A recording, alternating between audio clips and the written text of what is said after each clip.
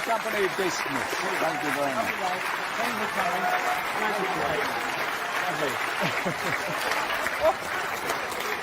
Lovely. Well, hello and welcome along to episode 49 of the Sky Blue History Podcast. I'm Claudio, and as always, I'm joined by the fountain of Sky Blue knowledge, and himself, of course, club historian Jim Brown. Now, tonight we're doing things a little differently. We're going to have a kind of Q&A special. You've sent your questions in, and we'll do our best to answer as many as we can. Now, the international break is just about over, and we can finally look forward to the return of what we all agree is the best league in the world currently, and we're top of it. So that's why. But before we get stuck into your questions, Jim, I've got one of my own that I would actually ask you, and I don't think we've really ever covered this. Now, what I want to know is, and maybe some of our listeners and viewers want to know, is how did you become the club historian? Was it a self-appointed role like the Witchfinder General or Oliver Cromwell taking charge? I'm sure you didn't storm the Bastille one day and break down the gates at Highfield Road and says, I'm your historian. So how did it come about? That's a good question. I think it stemmed from doing the Breeden book with Rod Dean and David Brassington and Don Chalk. And I'd done a lot of work on that book, as the other three guys had too. And I just felt that I wanted to do more research. And I took the opportunity of collaring Brian Richardson at it was a big dinner in London for the London Supporters Club. It would have been about 93 times, so maybe it was the 15th anniversary, something like that, of the London Supporters Club. Anyway, Brian Richardson came down with various other people. I think Oggy was there, maybe Phil Neal, and I just met Brian for the first time, and we were chatting, and he knew about the book, and he was asking me questions about the club's history and various things. Just as a sort of an off-the-cuff remark, said, how would you like me to be the club historian? And he said, that sounds like a fantastic idea. He said, yes, come up to Highfield Road and meet Graham Hover, and we'll get it all in motion and get your name up in lights, so to speak. And it sort of stemmed from that. So I think that was about 93, 94 time. I haven't got a precise date, but and around the same time, I started doing the column in the Coventry Telegraph in the Pink, which I've continued to do for over 30 years now. So you, with your books then, because you wrote quite a few in quick succession, didn't you? They were quite, you were churning them out, weren't you, at one stage? So how did you manage to keep that going? Because that's a lot of work. Yes. Well, I think the Breeden one came out in 91. That was with Breeden Publishing. We call it the Breeden book. It's the complete record of the club. I didn't do another one until 98. So there was quite a big gap. That was the elite era. And then I had the illustrated history a couple of years later. By this time, my sort of job situation had changed a bit. I had a less demanding role than I'd had previously, and it gave me a chance to do a bit more. And my children were growing up, and there was generally more time. So and I've always liked the books. I had a fabulous publisher, Desert Island Books, Clive Leatherdale, who his speciality was football books and Dracula books. And he published a lot of club histories. And I think I've told you the story about my first book with Desert Island. No. This was would have been about 97, 98 time. So one lunchtime I was it's when I was working in the city, and I was browsing the shelves at a shop which is no more. I think it was called Books. They had chains all over the place back then. And I picked up this West Ham United book, and I opened it, and it was really quite interesting. It had words and stats. It had the grids, that I eventually did in the elite era with the little mini match reports. And I looked at the back cover of this book, and it said, "Coming soon, another book in this series of club histories, Coventry City." And I thought, I wonder who's writing that. So I went back to the office, and I rang Desert Island Books. It was Clive. Clive was a one-man band.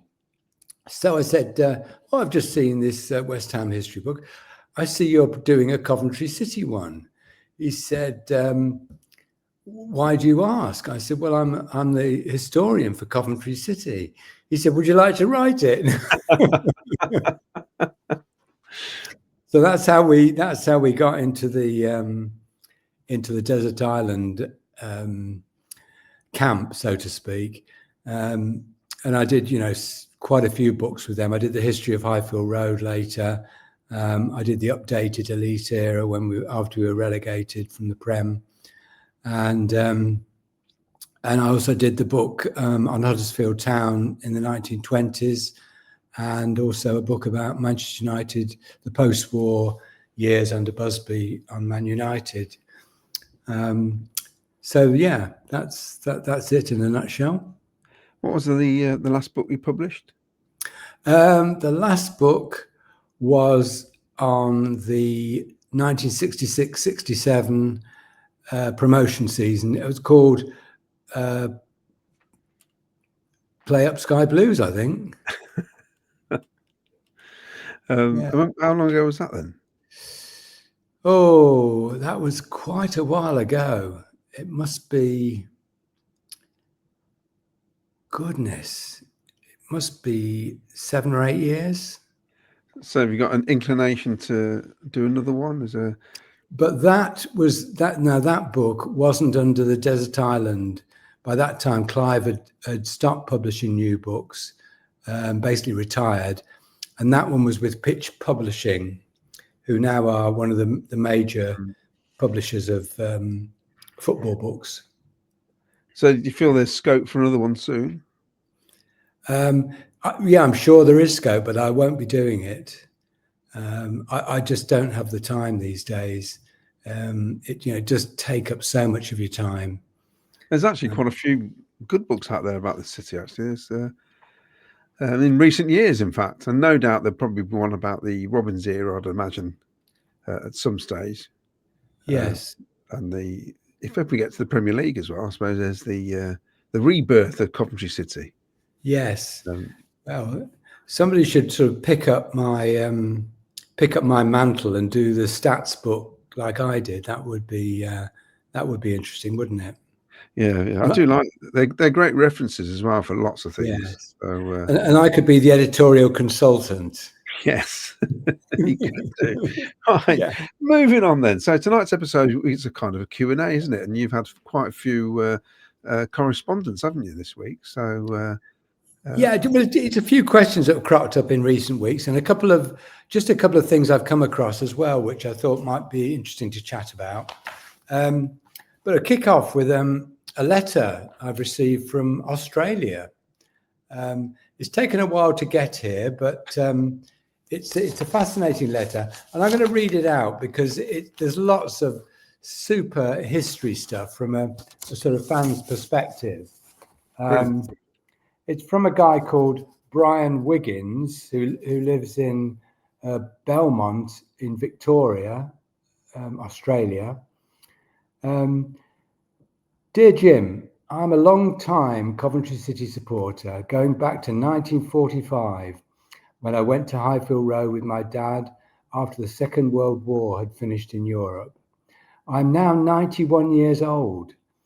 Watching you on YouTube with other supporters or members, I feel old, of course. There would be older supporters around.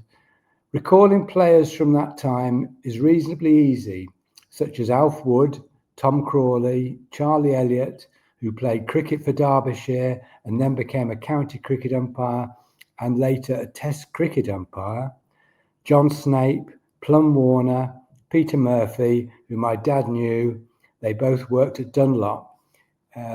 George Lowry, Norman Lockhart, Don Dearson, Dick Mason, and another called Allen. That would be Bryn Allen.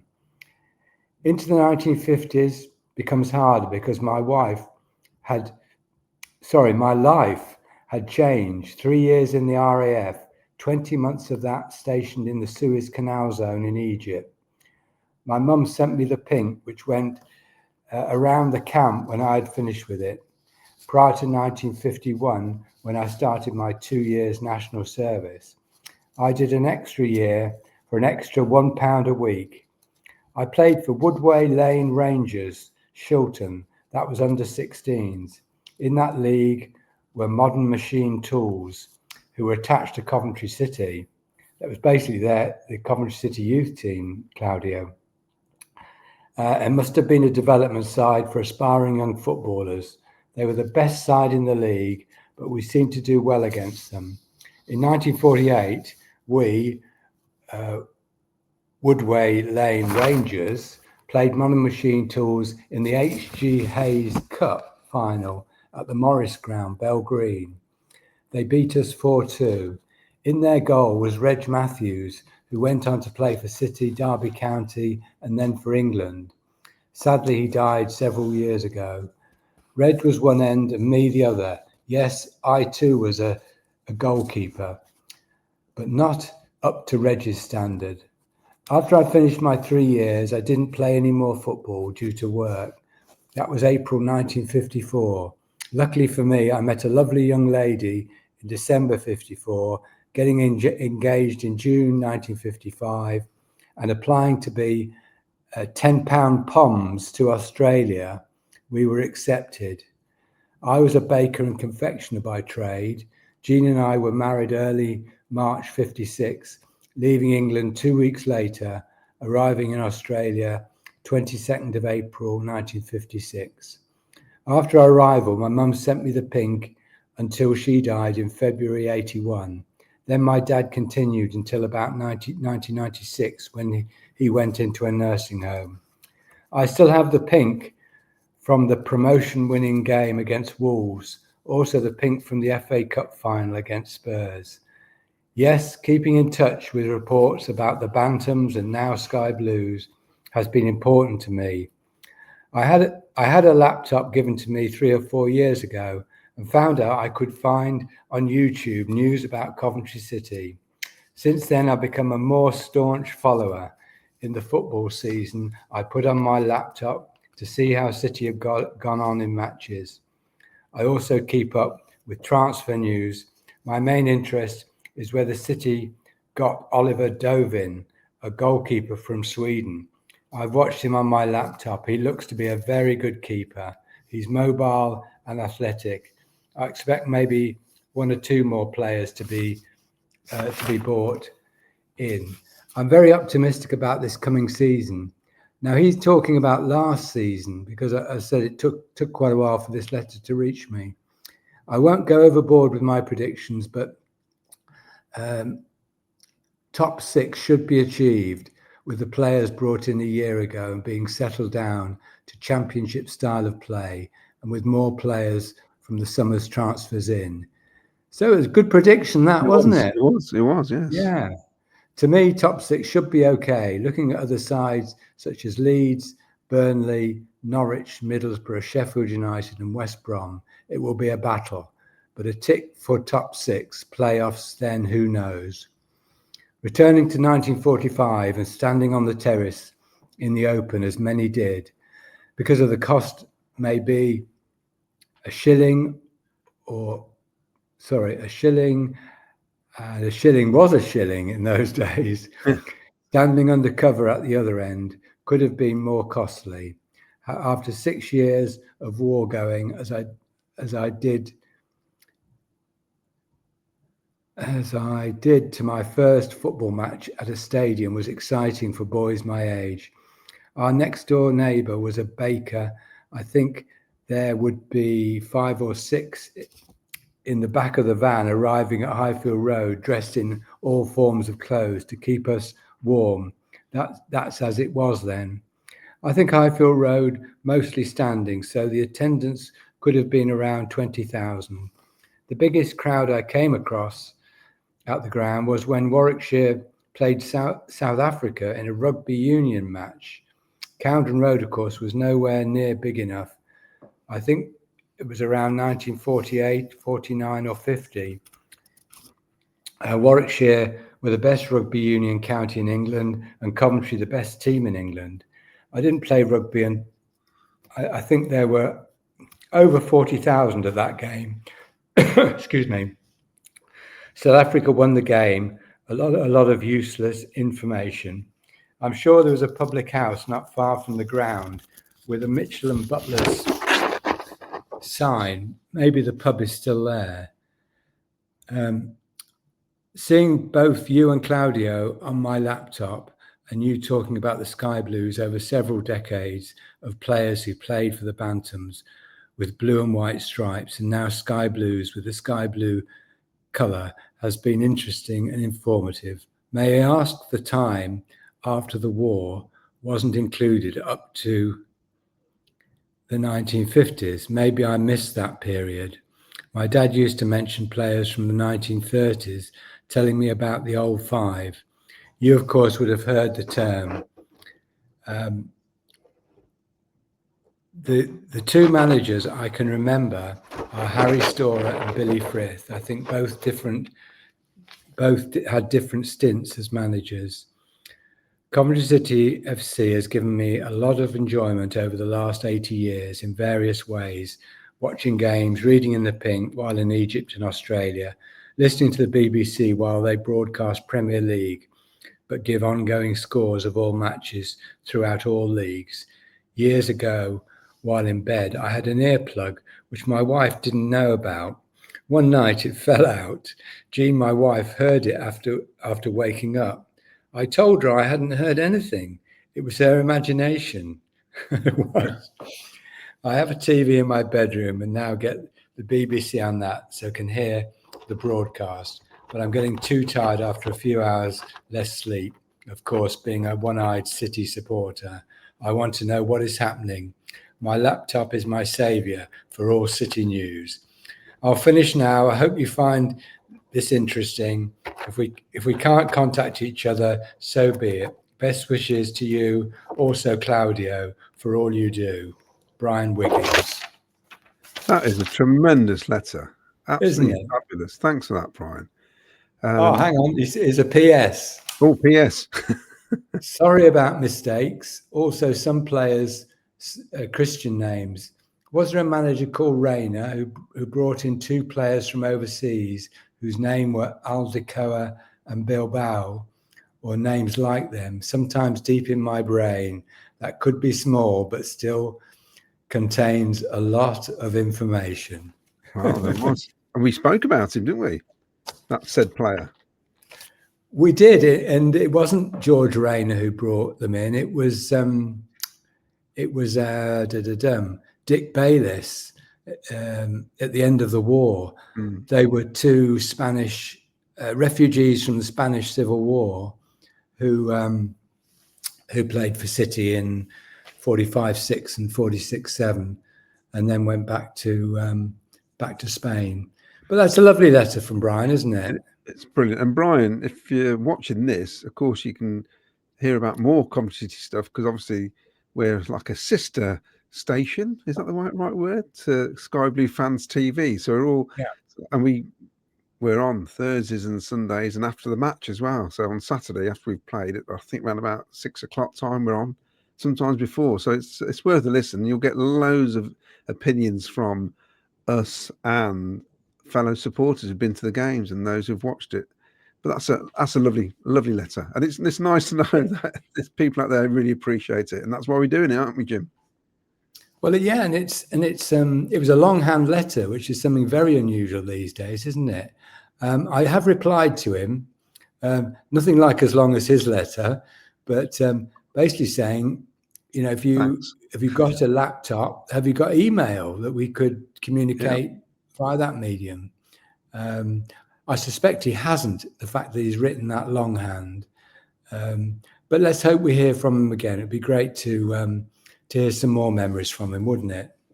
It would do. We get a lot of people watch our channel from abroad as well. So especially people have tuned in, even on the Sky Blue fans, and said it's like whatever time it is in the morning here in Australia. I've tuned up especially to watch the show, and that's great when people do that. Because it is. At the end of the day, you know, we are in the Championship. Unless we're in the Premier League, you don't get the coverage. So basically, a lot of fans will go to their supporter group sort of TV channels to try and find any kind of information. Yes. Because as you know, they give you 2 minutes on Sky and Talk Sport and programs like that, basically. Yeah. Yes, that's a nice one to start with. So moving on, I've had a couple of interesting questions from a chap called Martin Higgins from Leamington. Mm-hmm. And Martin and I used to go on the Priory coaches together to away games back in the late 60s. And there was a group of us, and I didn't realise I hadn't seen Martin for years and years, maybe 40 years. Oh. And the name sort of rang a bell, and I just asked him, "Are you the Martin Higgins who used to go on Priory coaches?" And it is. It's him. So it's great to hear from Martin, and he had a couple of questions. The first one was, did I remember when the whole of the Coventry City wall, defensive wall, got booked at Old Trafford?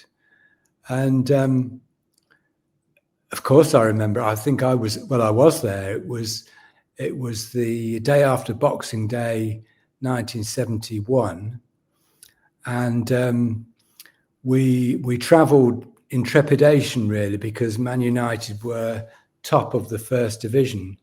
It was probably the last time in many years that they were in that position. They had a good first half of the season, and there was 52,000 in Old Trafford, and a fantastic atmosphere.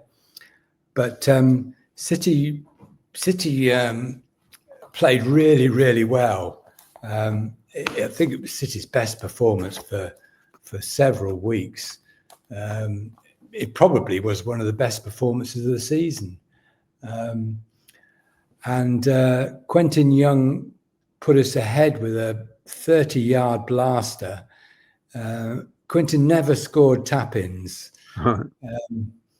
So he put us 1-0 up in the first half. Willie Carr got a second in the second half.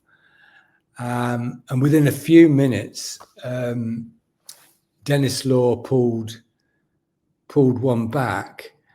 And from then on, it was just the siege of the Alamo as United threw everything at us. I'm pretty sure George Best played that day. And yeah, it would have been before his naughtiness. But United, it was the start of it was the beginning of the end or the decline of Man United.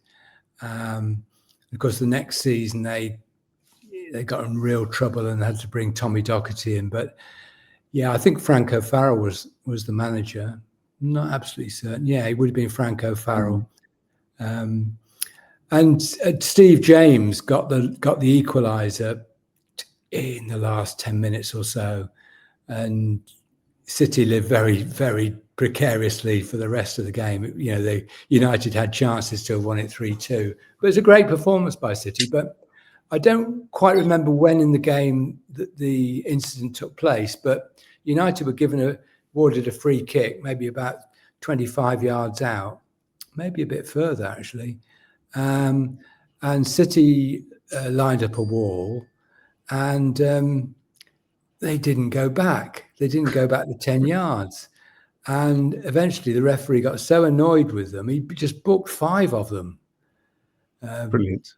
Yeah, 5 bookings. In those days, you had to do something pretty bad to get booked. You know, you had to break somebody's leg or something. Yeah. But, he booked 5 players. Now, did they have cards, or was it just a normal booking? Because I know they introduced yellow and red cards, but the FA quickly took them away, didn't they? Because they thought it would cause rioting in the crowds for some reason. And yeah, I do remember them being withdrawn and then brought back again. Well, they were told to in the end. They had to bring them back because the FA refused to use them. The typical English FA, isn't it? Really?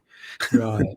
So was it UEFA or FIFA telling them to use them? One or the other, because they introduced it as everyone else did, and then they thought it was causing trouble.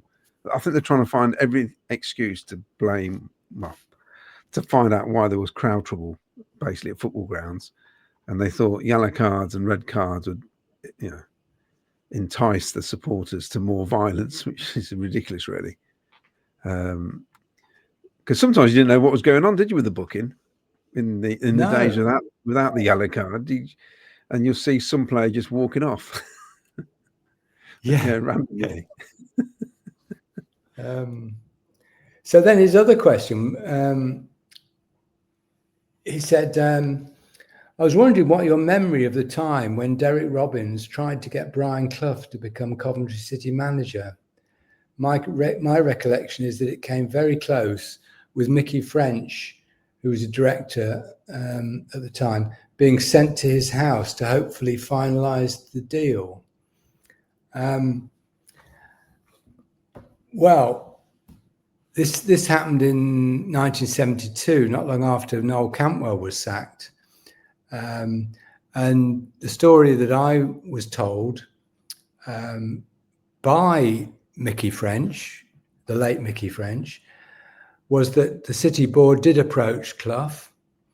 There were discussions, and City were convinced that he would be joining them.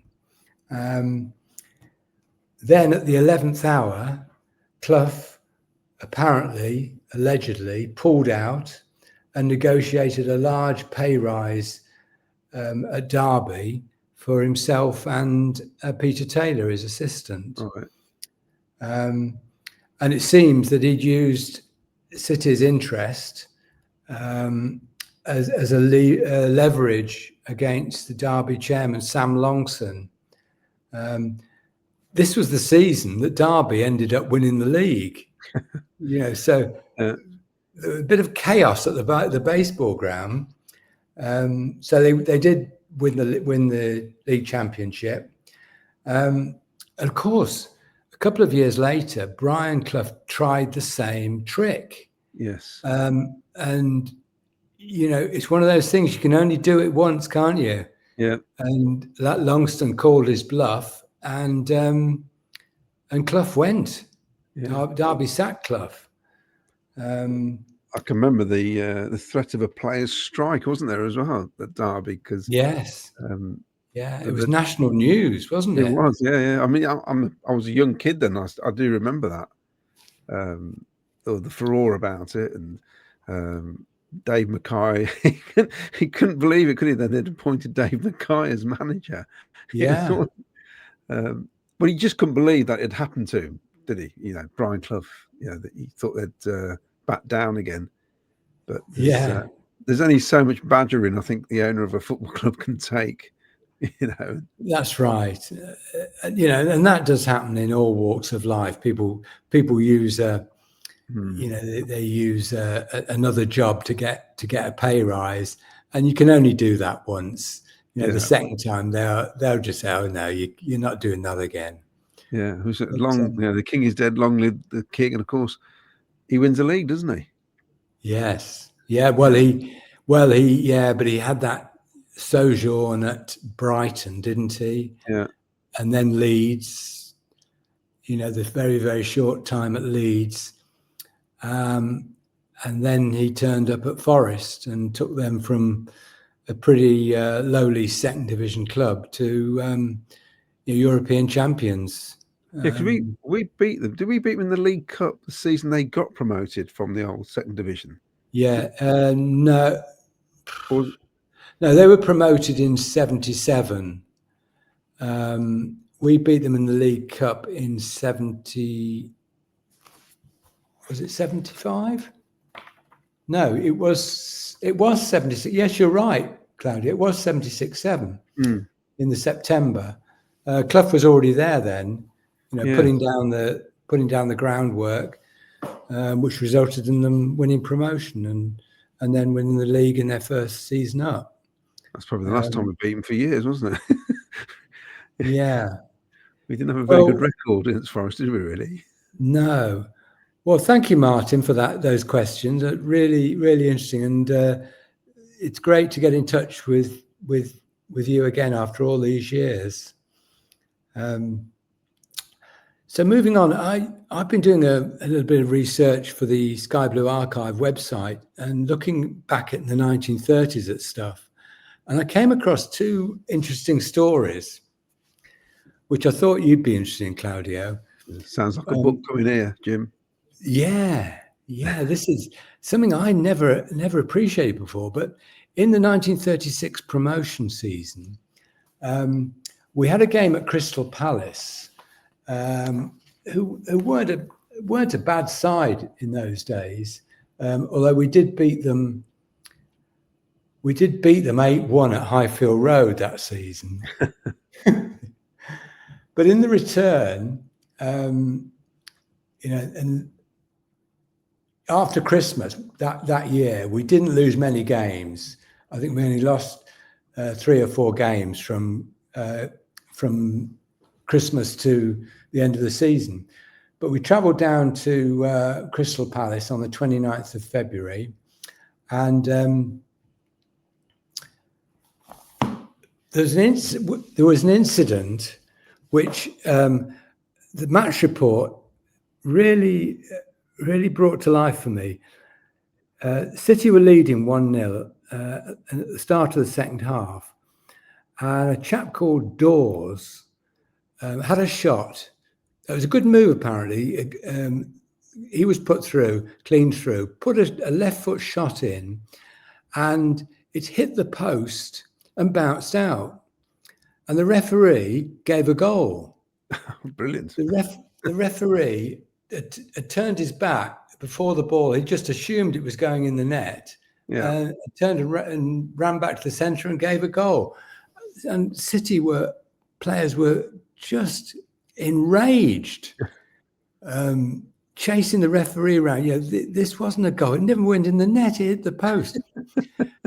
And I just thought it reminded me of the game against Crystal Palace 45 years later at Highfield Road, when Clive Allen's shot went into the net, hit the stanchion, came out again, and the referee never saw it.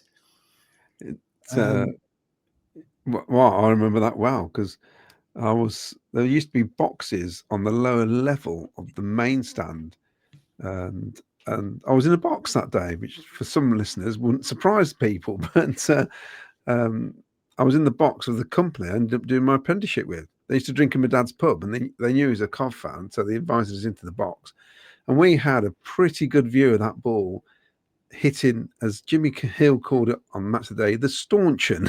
I don't know why I kept calling it staunchion and not stanchion. But and there's a photograph in the Daily Mirror, which I've got, which I didn't upload, but I've got a great photo of that, where the ball is basically almost a yard in, because it's hit the back of the metal pole at the back of the goal, and bounced out. It was weird. Everybody, didn't they, Jim, in the ground saw that it Yeah. had gone in. Both sets of players, everybody bar the three most important people on the pitch. It's just Yes. incredible. And I do remember Match of the Day because they did slow motion on it, which were probably quite innovative then, having slow motion on a football match. But it was clearly went into the net and came out. I think it was it Mick Cooper who walloped it up the pitch, I think, or somebody did. Yes. We got it there end really quickly. And of course, we went on to beat them 3-1, didn't we? We did, yeah. But they had that fabulous kit, didn't they, with the sash on it? Yeah. I like sash kits. Yeah, Crystal Palace had some really good kits, didn't they? And, yeah, they still do actually. Still do. So that was one little story I came across, and Palace. I think City was so unnerved by it, they conceded another 2 minutes later, and later a third, and lost 3-1. Yeah. So that was the Terry Venables team of the 80s, wasn't it? They were going to be the team to look out for, and they kind of unravelled, didn't they? They didn't last very long in the top flight at all, but they were going to be the team of the 80s. It was, yes, in fact, I think they went down that season, didn't they? Yeah, it was incredible. I think Vince Hilaire was playing. I remember him playing. Jim Cannon. Yeah. Clive Allen, of course. Yes, who scored a hat-trick against us playing for QPR. On his home debut, the age of 17. Yes. John Jackson in goal? No, I think it could be Phil Parkes, I think he'd gone to Crystal Palace by then. Phil Parkes? As in the West Ham one, yeah. No. He played because he played in goal against us in the League Cup semi-final later that season. Oh, maybe not then. We'll have a quick look. But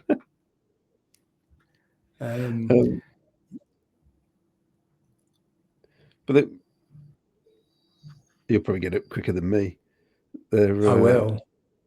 I'm almost there. They were the team of the 80s. The season before, they'd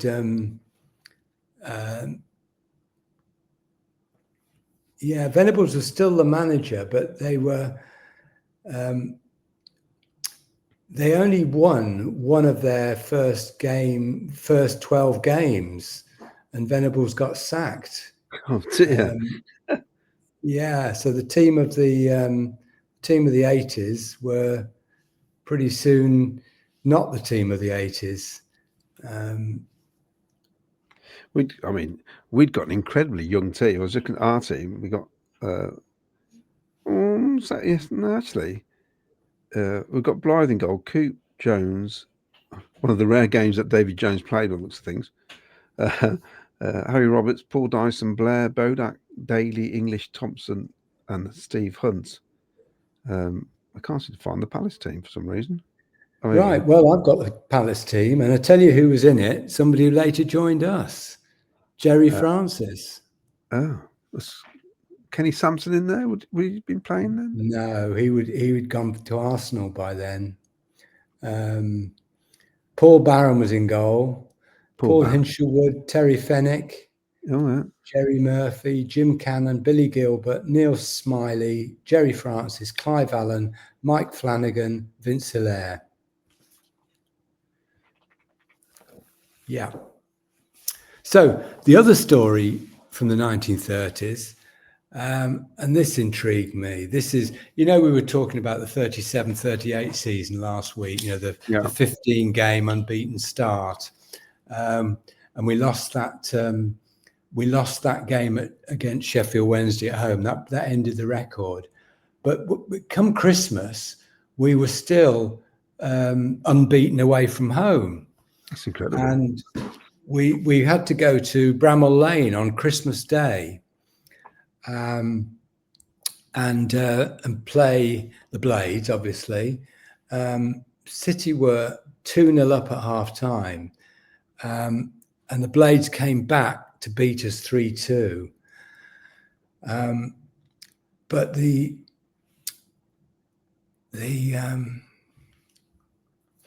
hang on a sec. The story is really about the conditions. I'll read out what it says. This is the Birmingham Mercury from the Sunday, the day after the game. Sheffield owed their victory to a tremendous rally in the second half after finding themselves 2 goals in arrears at the interval. It was a pity that much of the game was blotted out to a big section of crowd through a ground fog. Overhead, the sun shone brilliantly, but on the ground, it was only possible to see 3 or 4 players at a time. All 5 goals were scored. Oh, goodness me, I lose. All 5 goals were scored at one end of the field, so that it was safe to say that half the crowd knew nothing about them save for the shouting. Had the conditions been clear, there is no doubt the struggle from a spectator's point of view would have been befitting the meeting of the top and second teams of the second division. So you wonder how, if you could only see 4 or 5 players at a time, how did the Birmingham Mercury reporter know what went on? Yeah, it's funny. I've been involved in games like that though, where at a certain height you cannot see a thing, but on pitch level it's not that bad. But when you get too high, you're looking through the fog, you can't see anything. So I'm amazed they would have played that game if you can't see one half of the pitch. No, I mean, isn't there a story of some? Was it a Chelsea match where the goalie was still on the pitch at the final whistle? Didn't realise the players had gone off. Oh, do you think that's one of those? I don't know. Myths? I don't want it to be. It's quite funny. It is, yeah. But yeah. So I'm not sure how the referee could officiate. No, and you know what the attendance was at Bramall Lane? 49,019. And that was in the days when Bramall Lane was a 3-sided ground. Well, not strictly true. They had the cricket.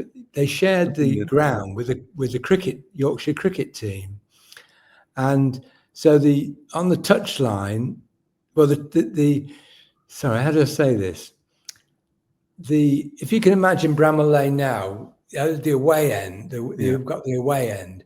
To your right, that stand there wasn't there in the 1930s. It wasn't, that stand wasn't built till the mid-70s. And so there's this enormous green area, the cricket pitch.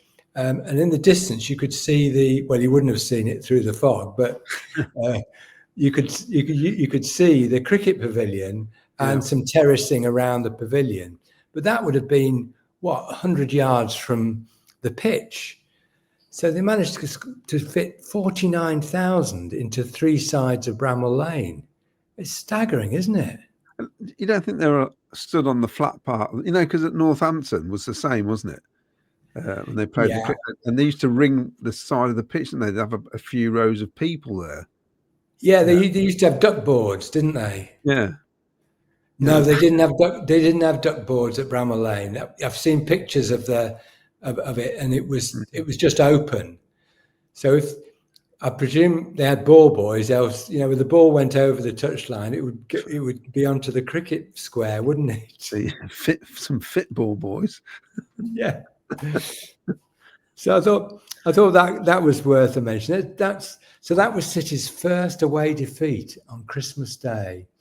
And then they 2 days later, they had the return at Highfield Road, 40,746, which was one of the largest attendances, pre-war attendances at Highfield Road. and City again led twice. They were 2-0 up and were held 2-2. So it was a really frustrating Christmas. And Sheffield took over top spot from us.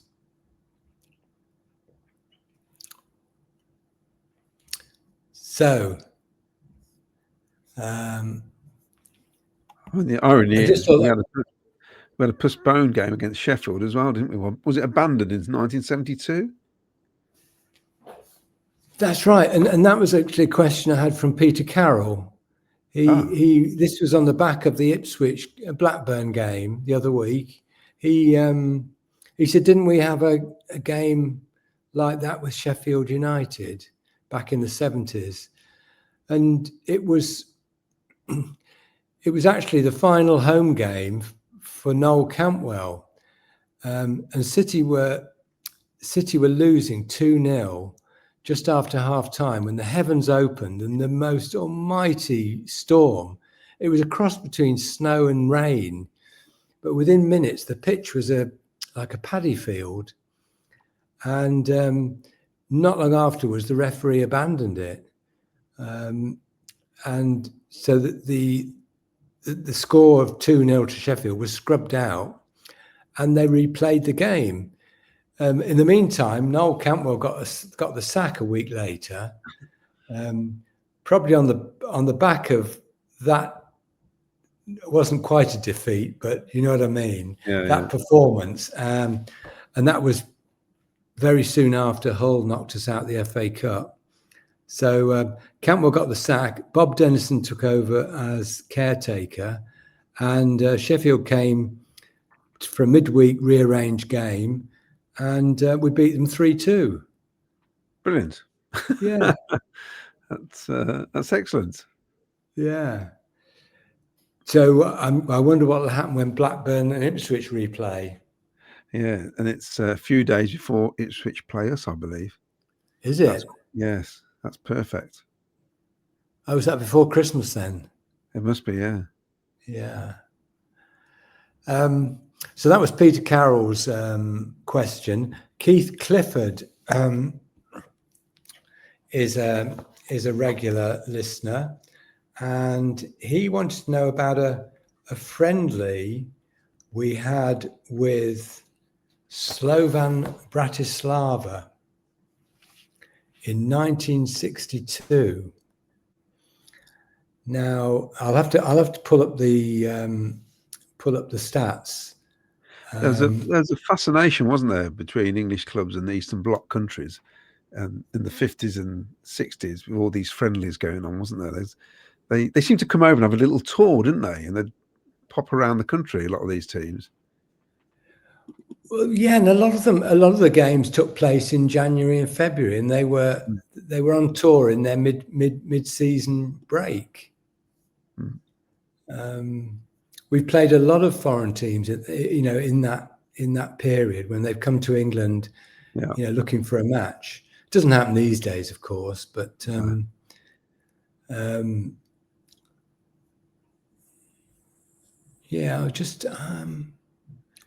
there's no days left in the week to get a friendly in nowadays. With all the competitions going on. It won't be too long before they have like a European competition for the second tier of each European country. It wouldn't surprise me. Yeah, because we played Bayern Munich in January in about 98, didn't we?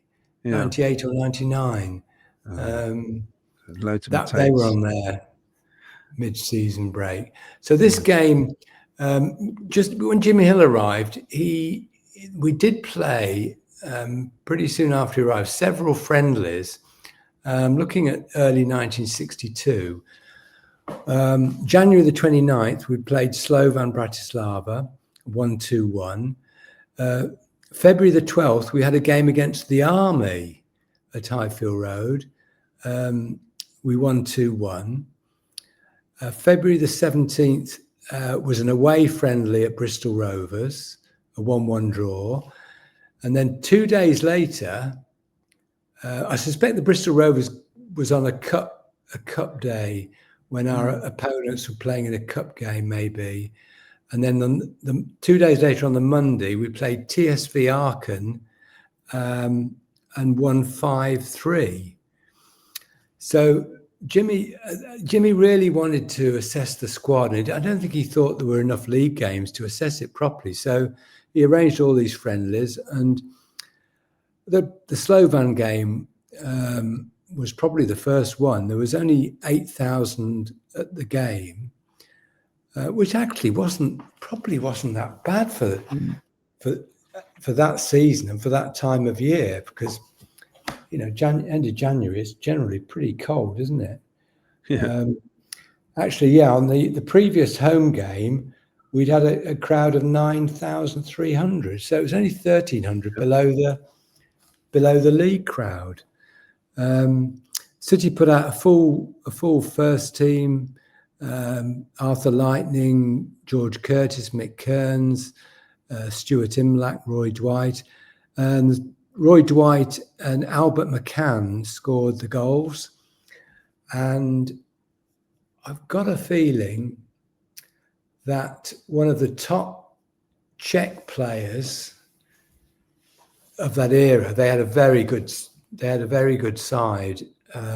International side. They reached the World Cup final later that year. That's right. And Jan Popular was a midfield player, or was he? No, was he centre half? I'm not sure. But he played for Slovan in that game. They had several internationals in their lineup. Yeah. So it's a good performance for English third division side to win. And that was a couple of months after Jimmy arrived, was it? Yeah. So thank you, Keith, for that question. Very helpful.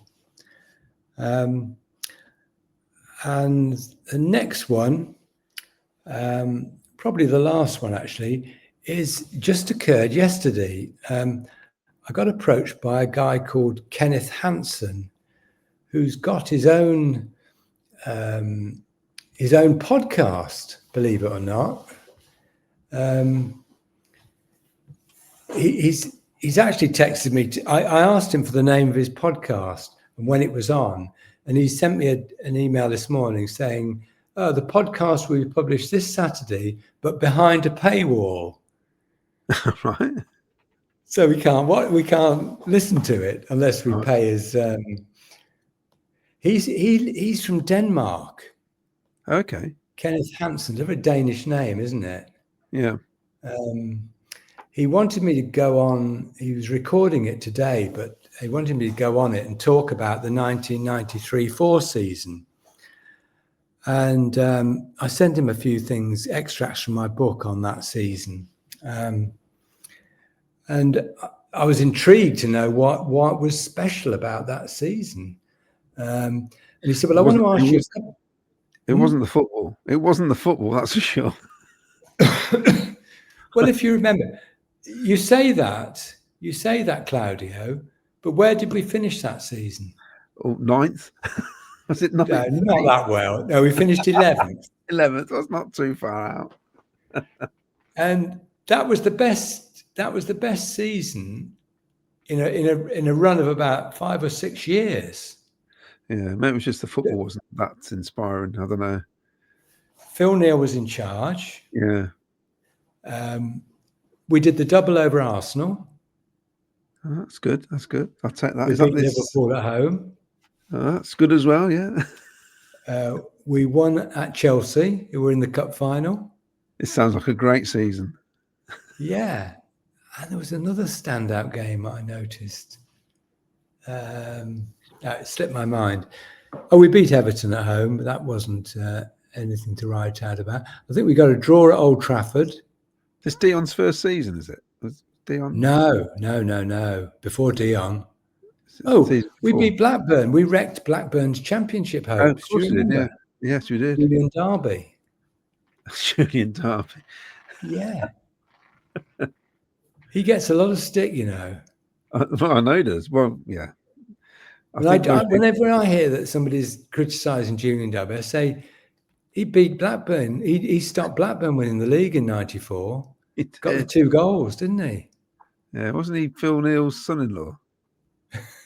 No. Wasn't he? I thought he was. You being serious? I'm being serious. Yeah. You I know, thought you he might be right. I'm going to look it up. Do we get him from Bolton? I can't. Where did we sign him from? Bolton, yeah. I know he was Because there. Phil had been manager there, hadn't he? Yeah.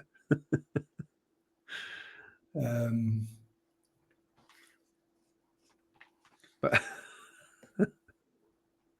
You think he's his son-in-law? maybe that's just the joke in the crowd we used to say. That's the reason why I used to pick him. He did have a good coaching career. I think he was number 2 to Billy Davis, wasn't he? Was it? Yeah, he was first team coach under Billy Davis at Derby and then Forest. Goodness me. And he was first team coach at Leeds under Uwe Rosler. Really? Blimey. Yeah. It doesn't mention anything about him being the son-in-law of Phil Neal, though. Anyway, we digress, don't we? We digress. So back to Kenneth Hansen and his wonderful podcast. He said,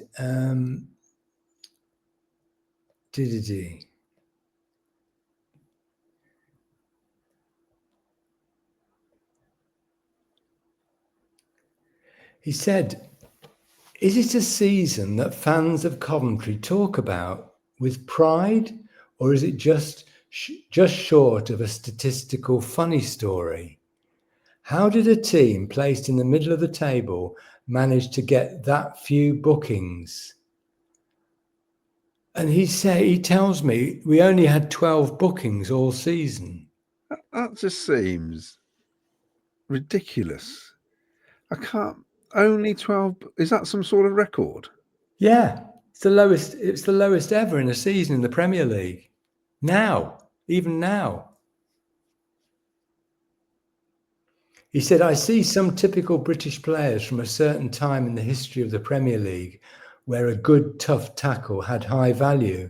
But as I read it, the team could tackle, but did it clean and fair and walked away from complaining to the referee and didn't try to simulate things as you see more often in modern football.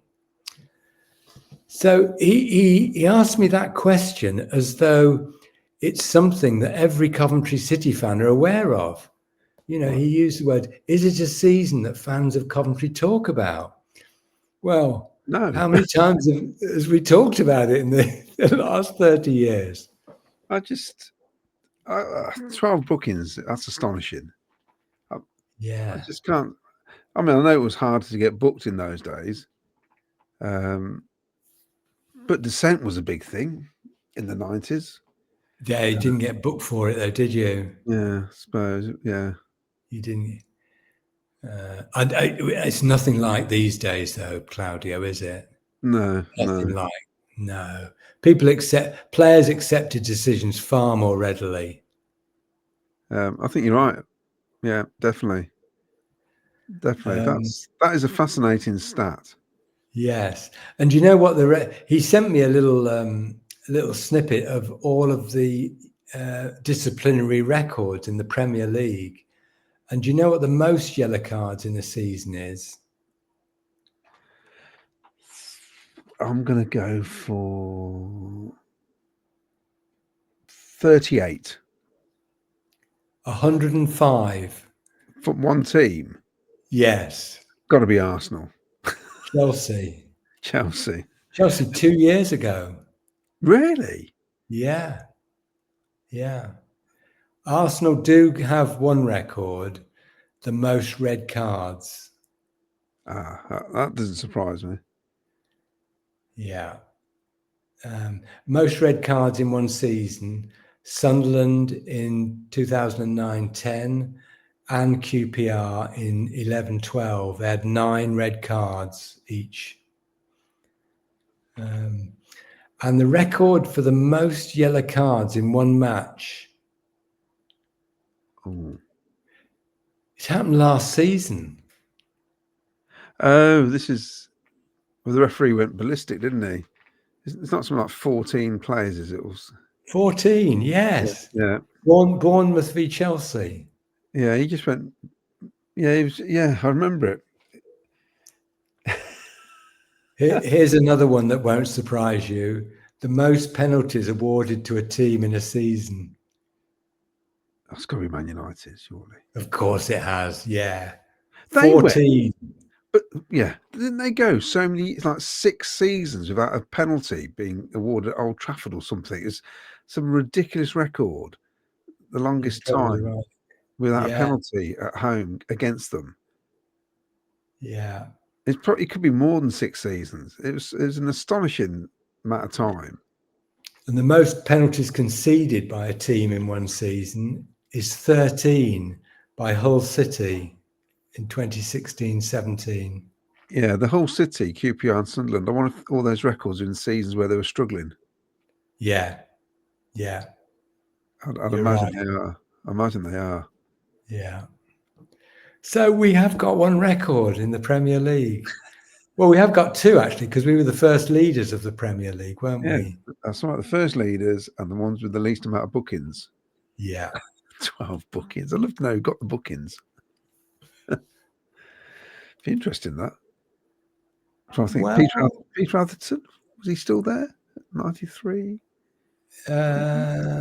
no. Andy, what's his name in defence? Andy Pearce. Andy Pearce. Phil Babb. Phil Babb, yeah. Yeah. Mickey Quinn would have got a booking, surely. Yeah. Did he get sent off in that season?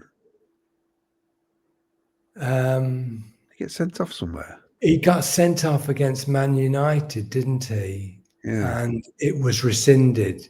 Right. Yeah.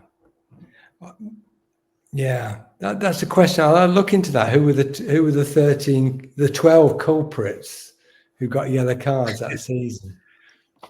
Brilliant. So I think that's just about it. I think so. If you enjoyed this episode, please contact Jim at clarryborton@gmail.com. Like and subscribe, the usual stuff. Tell your friends, whether they're dead or alive. We don't mind as long as they listen and watch. Also, congratulations to Haji Wright. 2 goals to the USA yesterday, which was fantastic. 2 brilliantly taken goals. Oh, they were great, weren't they? Yeah. I loved the first goal. Oh, yeah. The second one as well. Beautifully taken. Yeah. Brandon Thomas Asante. Off to the World Cup with Ghana. What a team they've got, actually. It's a top team, isn't that, Ghanaian side? They've got some quality players, Jim, haven't they? Yes. I felt sorry for De Silva the other night playing for Wales against England, but he put in a good shift. And also Lati Bodio was with the Jamaican squad as well. So they've all had a fairly decent week, apart from De Silva, I suppose, with Wales. But not too bad. You just fingers crossed that Haji comes back not jet lagged and fit as a fiddle, don't you? Exactly. I'm happy because I've got my Wrexham ticket. And I've just realised we've not played them in the league, I think, since the 1960s. 1963-4, I think. That was our 3rd division promotion season. Oh, here we go. I'd like to think we won there as well. That'd be good. We had a pretty good record against Wrexham. We beat them 3-0 at home, and then we drew 1-1 at the racecourse. So, yes, that's a long time about playing against league football. But if you'd like to like and subscribe, like I said, please. I don't think we'll be here next week because we've got a match, haven't we? It's Portsmouth away, isn't it? Yes. Yeah. So we probably won't be doing something next week, but then we'll be back for our 50th episode.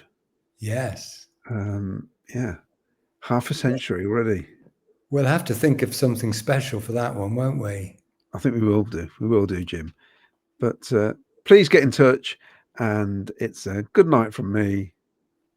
And it's good night from me. Catch you all later. Play up Sky Blues. Good night, Claudio. Good night, Jim.